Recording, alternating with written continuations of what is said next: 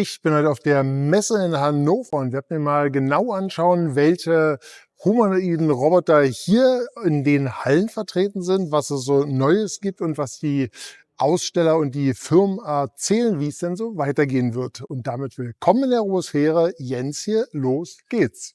Dieser kleine lustige Kerl hier ist der Booster K1 und dürfte dem einen oder anderen aus meinem letzten Video noch bekannt vorkommen, denn er lief beim Halbmarathon in Beijing mit und war mit einer der niedlichsten Teilnehmer dort. Wer das Video noch nicht gesehen hat, ich werde es euch am Ende verlinken. Hier wurde der Booster ferngesteuert und schoss den Fußball ringsum in die Menge und alle hatten Spaß daran, ihm den Ball zurückzuschießen. Der Booster K1 ist nur 95 cm groß und wiegt etwa 19,5 Kilogramm. Der Firmensitz ist Beijing, weswegen der Halbmarathon dort für die erst 2023 gegründete Firma quasi ein Heimspiel war. Der K1 ist übrigens absichtlich so klein und niedlich gehalten, da er vor allem für junge Schüler und Studierende spielerisch an die Robotik und die Programmierung heranführen soll. Dabei helfen auch eine sehr einfache Programmierung mittels einer grafischen Programmieroberfläche. Und auch ich musste natürlich mitspielen und ihm den Ball zurückschießen. Und weiter geht's. Hier mal noch zum Vergleich, wie klein der wirklich ist. Denn selbst wenn ich mich im Schneidersitz neben ihn setzen würde, bin ich immer noch größer als er. Aber er ist einfach zu niedlich. Weiter ging's und wirklich überall fuhren irgendwelche Fahrzeuge und Roboter völlig allein und autonom herum, wie dieser kleine Kerl hier auf Rollen. Den dazugehörigen Stand habe ich erst am nächsten Tag entdeckt. Es handelt sich um eine Firma aus Japan, die wohl bereits über 50 dieser Roboter in Japan und Taiwan in Seniorenheimen im Einsatz hat, die dort vor allem wohl nach dem Rechten schauen und die gegebenenfalls Alarm geben. Er kann in so ziemlich allen Sprachen kommunizieren. Die Verständigung dort auf der Messe war aufgrund der Umgebungsgeräusche aber wohl etwas schwierig. Ich bin ein smarter Service-Roboter von Ionus Robotics. Ich kann Türen öffnen, Aufzüge benutzen, Gespräche führen, Anomalien überwachen und UV-Desinfektion durchführen. Wie kann ich dir helfen? Kannst du mir auch Essen oder ein Buch bringen? Ich kann dich gern zum Toilettenbereich führen. Möchtest du, dass ich dich jetzt dorthin begleite? Nein, danke. Aber kannst du mir auch ein Buch vom Nachttisch holen?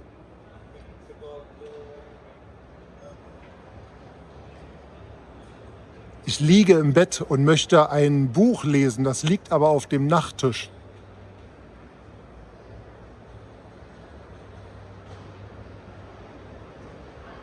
Don't talk a bit louder. The microphone is on the back. You need to come closer because the microphone is there. Ah, okay. Yeah. Alles klar. Folge mir bitte.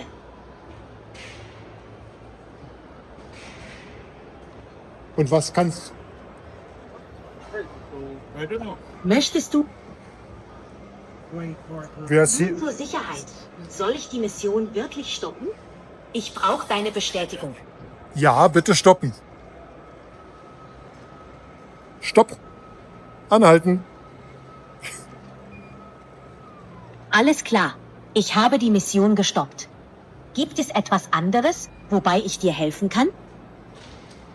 Ich hab's dann lieber sein lassen, nicht, dass der sich noch verfährt. Der hier war zum Glück nicht echt, da er etwa 2,5 Meter groß war und mit Stahlhelm als Soldat wäre der sonst echt gruselig. Das hier waren X2 von Agibot, von denen dort mehrere an diesem Stand, aber auch an weiteren Ständen herumliefen oder rumstanden. Er ist mit nur 1,31 Meter immer noch sehr klein, selbst wenn ich mich hinknie, bin ich noch größer als er. Dieses schwarze Modell hier ist ein Agibot A2 Lite, der aber zumindest als ich dort war, nur bewegungsrum leider herumstand. Der X2 von Agibot durfte dann auch nochmal in der Arena dort tanzen, wo vorhin der kleine Booster K1 Fußball gespielt hat. Es ist zwar schon irgendwie beeindruckend, wie flüssig er sich bewegt und als Show-Effekt ist das ja auch ganz nett, aber auch einer vom Stand dort sagte zu mir, dass das X2-Modell nur ein Spielzeug ist, denn außer eben controllergesteuert Laufen oder wie hier solche vorgefertigten und abgespeicherten Tanzeinlagen kann der sonst nichts. Auch die Hände haben beim X2 keinerlei Funktion. Die Hände hier, das sind so Gummihände, die haben keine Funktion. Die sind halt Point Ja, aber hier geht prinzipiell eigentlich ein Kabel rein, aber wohl erst bei der nächsten Version, bei dem X3 oder X4. Da kann man dann tatsächlich auch die Hände, die man da oben sieht, die kann man dann beim X3 und X4 anstecken. Das hier ist der Agile One von Agile Robots, der ab Anfang 2026 im Münchner Westen in Fürstenfeldbruck produziert werden soll. Das ist für mich quasi um die Ecke. Ich bin extrem gespannt, wie sich die Produktion dort in den nächsten Monaten entwickelt. Falls das Team von Agile Robots hier zuschaut, ein Blick hinter die Kulissen für einen Deep Dive auf meinem Kanal Robosphäre wäre natürlich fantastisch und sicher auch für euch spannend, um die Technik mal wirklich im Detail zu zeigen. Also meldet euch gern. Wie man hier sieht, ist der Agile One nämlich einer der Roboter, der explizit für die Produktion gebaut wird und dort auch eingesetzt werden soll.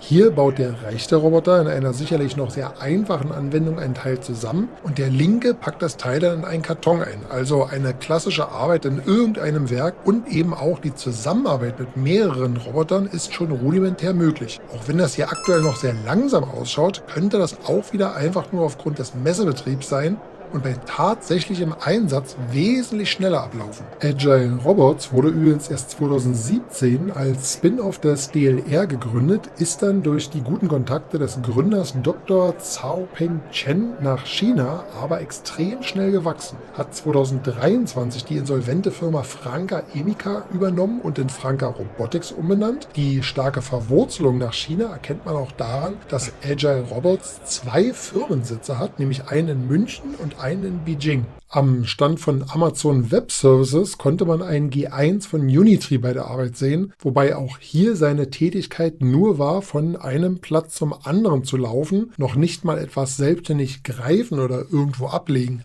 Aber das ist meiner Meinung nach für den G1 auch schon eine echte Leistung, denn viel mehr wird da von Haus aus auch nicht möglich sein, da seine integrierte Recheneinheit bzw. KI für komplexere Aufgaben einfach viel zu schwach ist. Einige Firmen, wie hier zum Beispiel Binabik AI, die bauen keine eigenen Roboter, sondern entwickeln Software, die die Fähigkeiten bestehender Roboter erweitern sollen. Rechts, das ist eindeutig ein G1 von Unitree.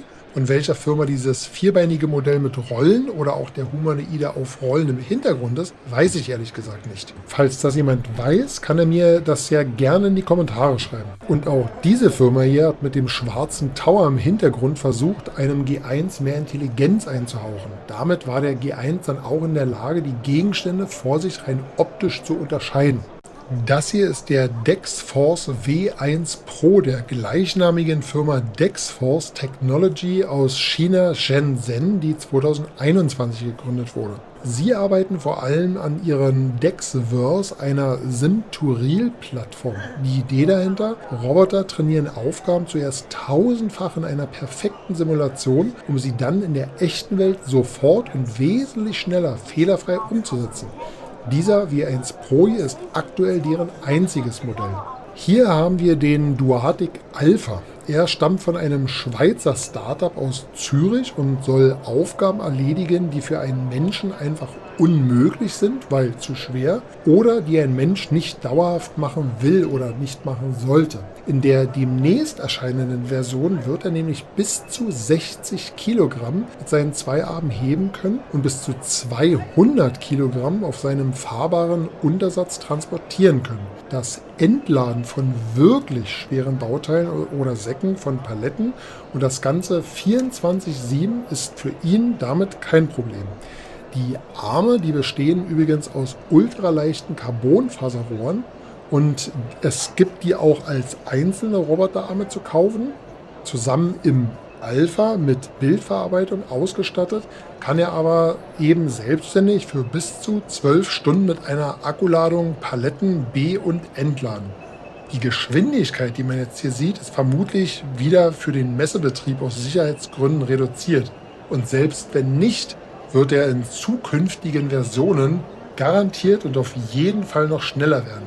Am Stand der Firma EOS konnte man den PIB sehen, einen Open-Source-Roboter, dessen 3D-Druckdateien du dir kostenlos auf pib.rocks herunterladen kannst. Wenn du also Spaß am Basteln und einen 3D-Drucker zu Hause hast, kannst du dir jetzt selbst einen Roboter bauen und programmieren. An mehr als 70 Schulen und Bildungszentren in ganz Europa wird dieser Roboter inzwischen eingesetzt, um Schüler an die Robotik und das Programmieren heranzuführen. Das PIB-Modell hier auf der Messe wurde von der Firma EOS ausgedruckt, dem weltweit führenden Hersteller von industriellen 3D-Druckern im Polymer- und Metallbereich. Hier am Siemens-Stand ist zum Beispiel die P3 Next zu sehen, deren neuestes Polymer 3D-Drucksystem.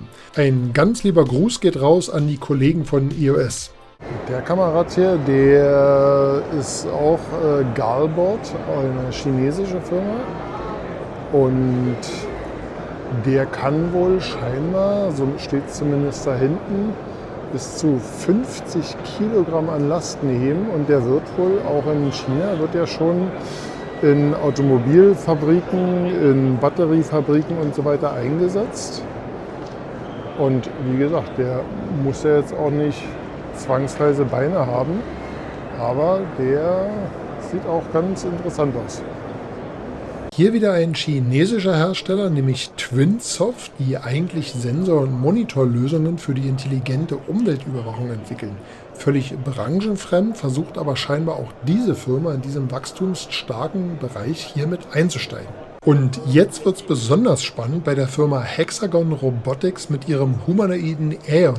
Während er hier noch per VR-Brille gesteuert wird, zeigt sich nebendran sein wahres Potenzial. Der Aeon hier ist noch ein Prototyp und wird jetzt ganz neu bei BMW im Werk eingesetzt, um sein Potenzial zum Beispiel in der Batteriezellenfertigung zu ermitteln.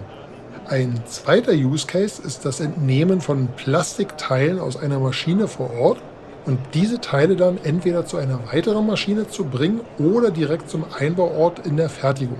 Auch für Inspektionsaufgaben oder zur Qualitätssicherung kann und wird er dank seiner Kameras nicht nur bei BMW, sondern auch bei Schaeffler eingesetzt bzw. erprobt. Ab Ende 2026 bzw. Anfang 2027 soll dann aber die nächste Version in die kommerzielle Produktion gehen, wo dann nicht nur einzelne Prototypen, sondern richtig Stückzahlen hergestellt werden sollen. Besonders faszinierend finde ich, wie stabil er auf seinen zwei Rollen auf der Stelle steht.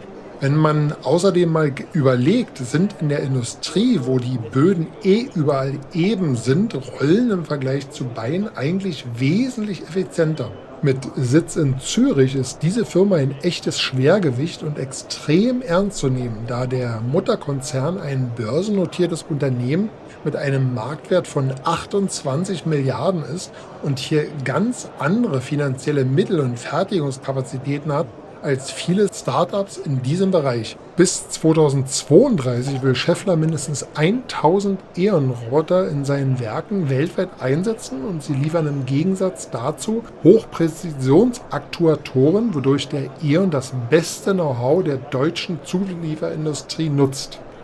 Auch am nächsten Stand hier wieder eine Firma aus China, nämlich Huan Robotics. Sie ist Ende März in Hongkong an die Börse gegangen und ihr Börsengang war 5000-fach überzeichnet.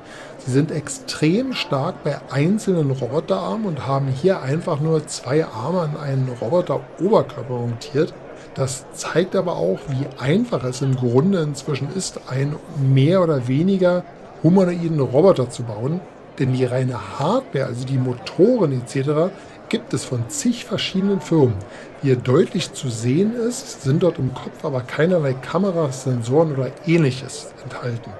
Das hier ist das neueste Modell von LIM-X namens Luna, was erst im März 2026 offiziell vorgestellt wurde.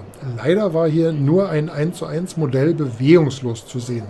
Hier aber ein Video, als das neue Modell präsentiert wurde und auch von seinem Vorgängermodell Olli, der ebenfalls erst Ende 2025 vorgestellt wurde und für die autonome Paketsortierung im Logistikzentrum von JD in China erprobt wird. Das neue Modell Luna ist bei der Vorstellung ähnlich flüssig und elegant gelaufen wie der Iron von Xpeng und soll für den Einsatz in Empfangsbereichen und als Guide in großen Malls in China eingesetzt werden. Auch bei Microsoft war hier wieder ein Aeon von Hexagon Robotics in der Ecke zu sehen, der an irgendeiner Maschine hier gearbeitet und 2 einfache Bauteile erst inspiziert und auf Fehler überprüft und dann montiert hat. Hier war er übrigens an den Beinen festgemacht, da bei dieser Arbeit die Beweglichkeit durch Rollen nicht benötigt wird und so vermutlich auch Rechenkapazität und vor allem Energie gespart werden kann. Dieser Stand hier war von MyBotShop mit Sitz in Bergheim bei Köln, einer der führenden Full-Service-Distributoren und Lösungsanbieter für moderne Robotik im deutschen Sprachraum. Bei MyBotShop kann man neben allen möglichen vierbeinigen eben auch zweibeinige humanoide Roboter mieten, kaufen und finanzieren. Aber auch Roboterarme und Roboterhände sowie viele weitere teils autonome Roboterfahrzeuge und UGVs. Die hier auf der Messe gezeigten Modelle sind allesamt von Unitree. Der kleine weiße herumlaufende zum Beispiel ist der R1, der mit nur 1,23 Meter etwa 27 bis 29 Kilogramm wiegt und in der einfachsten Variante bei $4.900 anfängt. Er kann controllergesteuert herumlaufen und fertig programmierte Bewegungen ausführen, hat aber keine KI, mit der er irgendetwas selbstständig erkennen oder ausführen könnte, geschweige denn die Wohnung aufräumen. Das hier ist der G1, der ebenfalls außer controllergesteuerte Bewegung nicht selbstständig irgendwelche Aufgaben abarbeiten könnte eigentlich. Er wird, wie hier aber, oft für Showzwecke eingesetzt, darf dann tanzen oder Saltos machen. Er ist 1,30 Meter groß, wiegt etwa 35 Kilogramm und kostet schon $13.500 in der einfachsten Variante. Er hat außerdem zwar einen LiDAR-Sensor, trotz dessen kommt er von Haus aus nicht mit der Funktionalität daher, diesen auch zur eigenständigen Routenfindung oder so zu nutzen. Mit zusätzlicher Software und Programmierung ist das wohl aber möglich.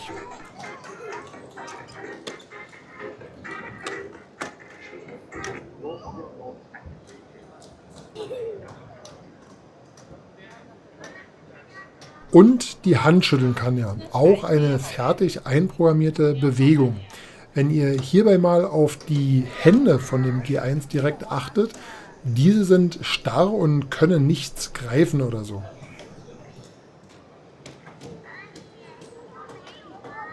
Dann durften natürlich auch noch die vierbeinigen Modelle zeigen, was sie können. Das hier ist übrigens der A2 von Unitree, der normalerweise mit 2 Akkupacks bestückt wird für eine höhere Reichweite. Er wiegt allein schon etwa 42 Kilogramm und kann mit 2 vollen Akkus bestückt ohne Zuladung etwa 5 Stunden lang oder bis zu 20 Kilometer weit laufen.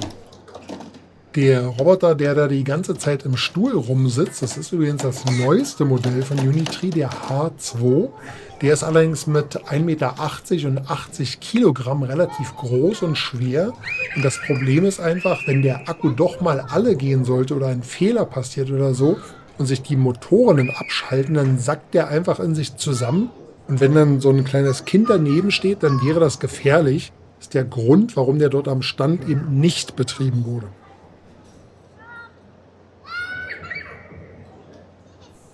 Mit der Zeit wurden dann vor allem die dort anwesenden Kinder immer wärmer mit den Robotern und vor allem die Roboterhunde hatten es ihnen scheinbar sichtlich angetan. Die hatten da wirklich kaum Scheu und sahen die einfach nur als lustige Spielzeuge. Es war einfach schön, wirklich dabei zuzusehen, wie diese junge Generation mit diesen Robotern jetzt aufwächst und darum eigentlich keine Scheu davor hat. Während vor allem ältere Menschen allem Neuen gegenüber manchmal oder oftmals mit Vorurteilen entgegentreten. Als ich Kind war, kam gerade der PC auf und Videospiele und auch da taten sich viele Ältere schwer damit und haben das abgelehnt. Und selbst noch viel früher, als die ersten Fernseher aufkamen, hatten viele, gerade wieder ältere Erwachsene, Angst um die Zukunft der Jugend deswegen gehabt damals.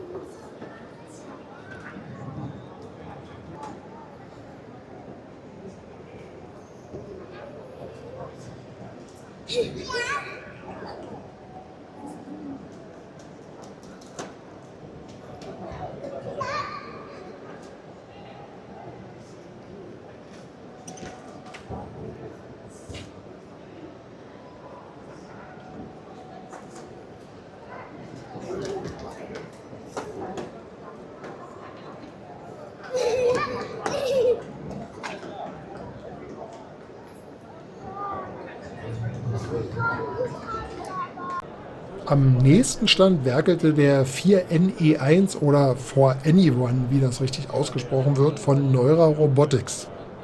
Also die Aufgabe von den Kollegen ist jetzt hier aus dem mittleren Korb die Bauteile links und rechts rauszusortieren. Die Firma Neura Robotics kommt übrigens aus Deutschland. Wer mehr über den 4Anyone wissen will, dem verlinke ich am Ende mein Video, was ich dazu schon gemacht habe. Das ist jetzt schon ein bisschen älteres Modell, wie ich erfahren habe, das auf vielen Messen und so weiter eingesetzt wurde und deswegen nicht mehr leider ganz so rund läuft. Deswegen ruckelt er auch so ein bisschen leicht rum. Und wie gesagt, auch ein älteres Modell in dem neueren Modell, was jetzt im Januar gelauncht wurde. Da sind die Motoren und so alles schon wieder ein bisschen besser. Aber generell sieht man hier ganz gut, dass halt genau dieses Greifen von irgendwelchen Sachen, dass das dann noch verliert und. Das ist genau halt noch diese Herausforderung, weswegen sie ja quasi diese Trainingscenter haben. In München dieses Trainingscenter, was sie ja bauen mit über 200, nicht über, sondern mit 200 Plätzen, wo sie genau solche Aufgaben halt den Robotern eintrainieren. Das macht durchaus Sinn, weil sind einfach noch genau die Daten, die ihnen fehlen. Und wie man hier sieht, der Kollege, das steht wirklich schon alleine, weil die Haken oben, die sind ja wirklich nicht unter Spannung. Ja, aber nichtsdestotrotz, hier natürlich hat er keine Gleichgewichtsaufgaben zu erfüllen. Die Hände hier. Das hier ist übrigens das neueste Modell des 4Anyone, was wie gesagt im Januar gelauncht wurde, aber hier leider ohne Funktion einfach nur rumstand.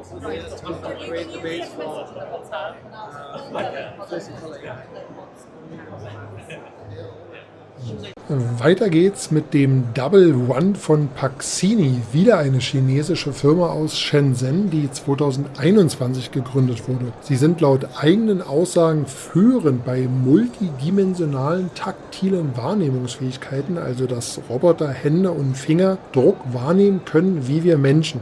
Leider gab es hier bis auf diesen einen armschwenkenden Roboter nicht mehr zu sehen oder zu erfahren an dem Stand. Die Firma RBTX vertreibt ähnlich wie MyBotShop Roboter verschiedener Marken. Der große hier für knapp 50.000 € ist der erste humanoide Roboter der Firma Igus, die sich den Stand mit RBTX geteilt hat. Den kleinen Kerl hier direkt nebendran, den kennen wir schon, das ist der Booster K1 von der gleichnamigen Firma aus Beijing.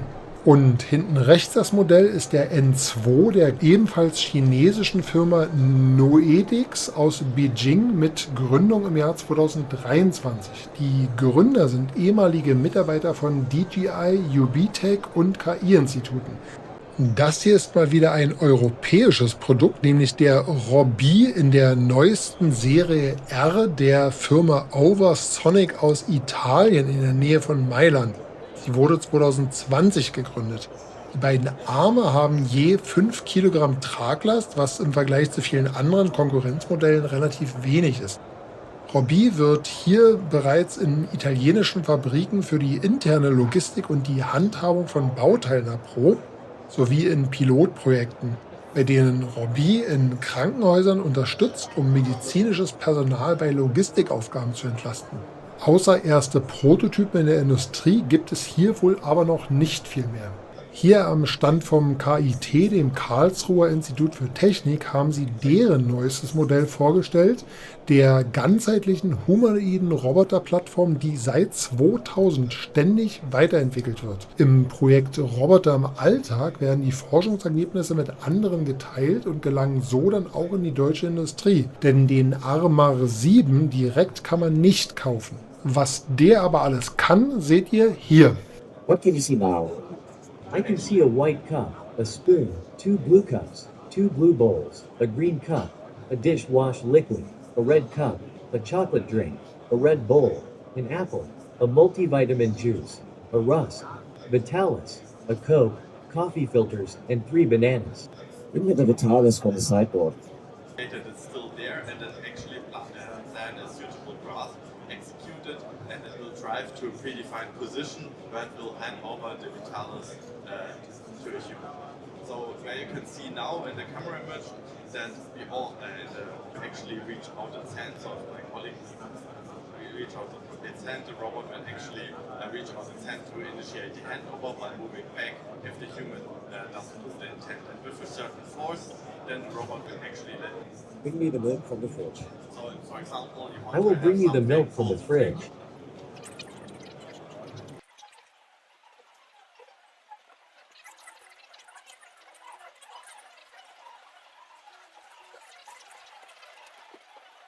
Es wurden noch mehr Anwendungsfälle gezeigt, wie zum Beispiel Wäsche legen, aber das würde jetzt hier zu lang werden.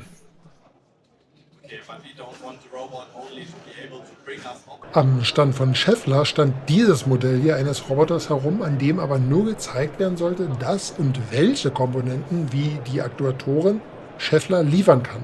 Am gleichen Stand weiter rechts stand der For Anyone von Neuro Robotics, denn beide Firmen haben genau in diesem Bereich eine Kooperation. Interessant, hier aber mal so einen Aktuator reinschauen zu können. Dann hier am Stand von Schneider Electric sieht man den Naviai i3 des Zhejiang Humanoid Robot Innovation Center in Ningbo, China. Mein Gott, es ist quasi das chinesische Pendant zum Robotikinstitut des KIT. Der entscheidende Unterschied: in Ningbo ist die Industrie nicht nur Partner, sondern Mitbesitzer. Dadurch landen die Forschungsergebnisse nicht erst in 3 Jahren in einer Publikation, sondern oft schon in 3 Monaten als Update auf dem Roboter in der Fabrikhalle.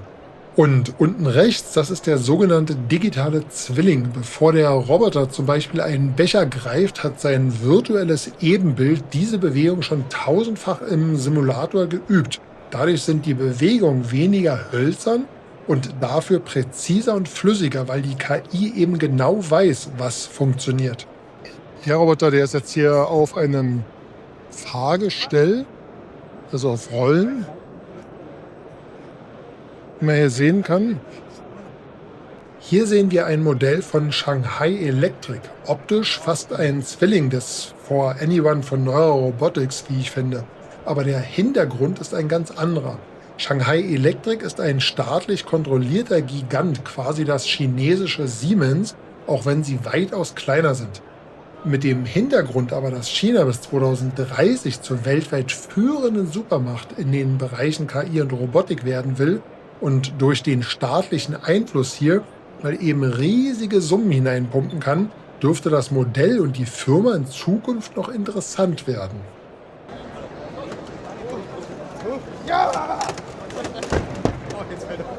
Und wenn man dann hier so lang läuft, dann kann man auch den einen oder anderen Roboter im Chillen entdecken. Der ruht sich mal eine Runde aus. Ja, hat er sich verdient. Das hier war nur ein Modell des Iron von Xpeng. Keine Ahnung, warum die hier den echten Roboter nicht präsentiert haben, wofür die Messe eigentlich prädestiniert gewesen wäre. Gerade diesen eleganten Gang hätte man hier perfekt im Vergleich zu allen anderen Modellen hier auf der Messe sehr schön zeigen können. Wer weiß, warum sie das nicht getan haben. Und mit der Firma Zoomlion haben wir hier einen weiteren chinesischen Giganten, der mit in den Bereich der humanoiden Roboter einsteigt. Zoomlion gehört zu den Top 5 der Baumaschinenhersteller neben Konkurrenten wie Caterpillar oder Liebherr und hat weltweit etwa 30.000 Mitarbeiter. Schon seit 2024 investieren sie massiv in die eigene KI-Forschung für ihre Baumaschinen. Und da auf dem Bau ganz sicher auch humanoide Roboter eingesetzt werden können, ist das nur ein logischer Schritt. An Robotern haben sie aktuell den Z1, der mit nur 1,38 Meter wohl eher als Forschungsroboter dient. Die fahrende Version davon ist dieser hier, der Z1 Wheeled. Der Xiao Ke ist ebenfalls ein Modell von Zoomlion und wird aufgrund seiner Größe vermutlich ebenfalls nur als Forschungsplattform genutzt. Und dann gibt es noch den Xiao Xing, der mit 1,70 Meter schon etwa Erwachsenengröße hat und wahrscheinlich schon testweise in deren Fabriken erprobt wird, wie es ausschaut.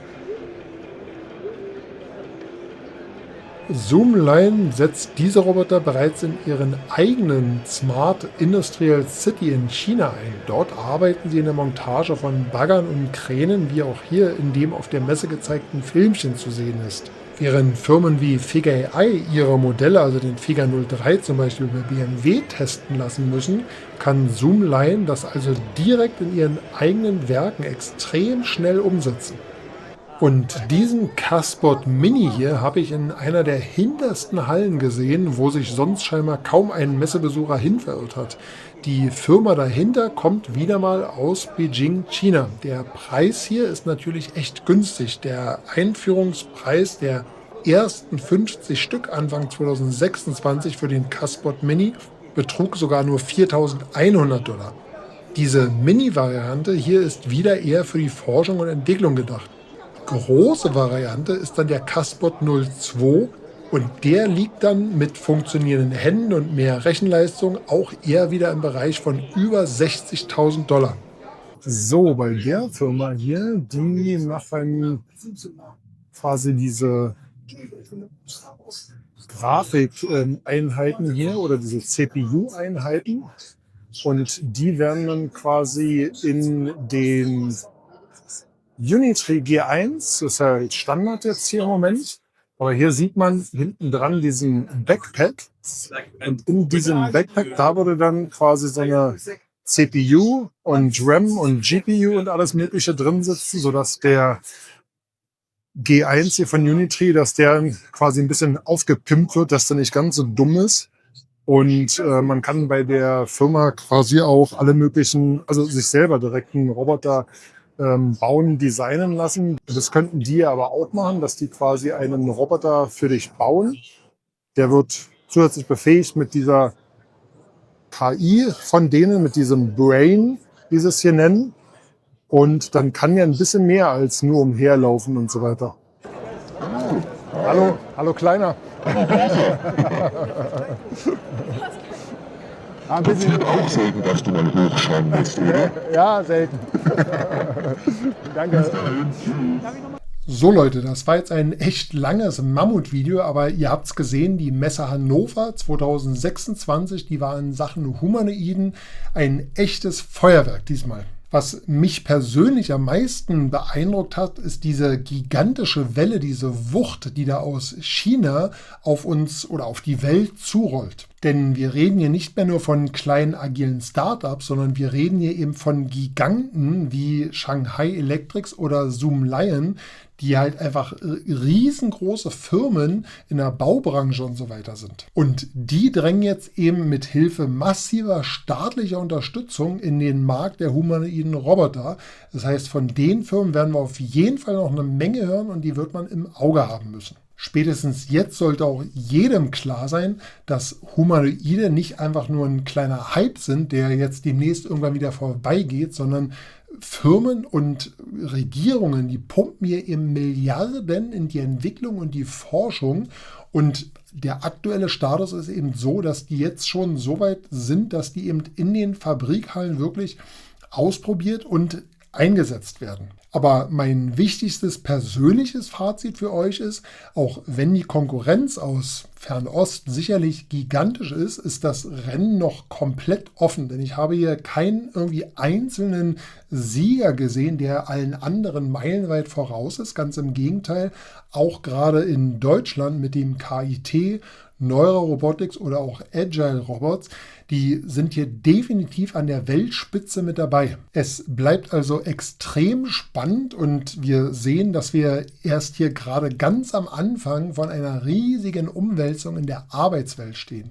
Ihr könnt ja mal in die Kommentare schreiben, welchen Roboter oder welche Firma ihr am spannendsten fandet oder was ihr generell so über das Thema humanoide Roboter denkt, wie das die Arbeitswelt verändern wird. Ich bin auf jeden Fall wahnsinnig gespannt auf eure Meinungen und danke euch schon mal fürs lange Zuhören und Zuschauen.